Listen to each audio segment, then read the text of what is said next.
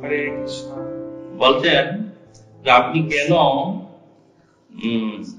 দীক্ষার সময় শিষ্যের পাপ গ্রহণ করেন, সমস্ত পাপ গ্রহণ করেন? ভালো প্রশ্ন।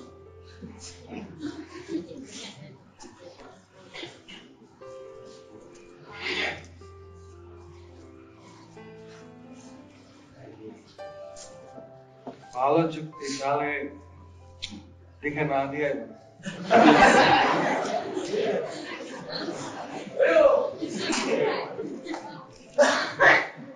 তাহলে আর কোনো পাপ গ্রহণ করতে হবে না। কিন্তু যে সব ভক্তদের কিভাবে ভগবানের কাছে ফিরে যাবে,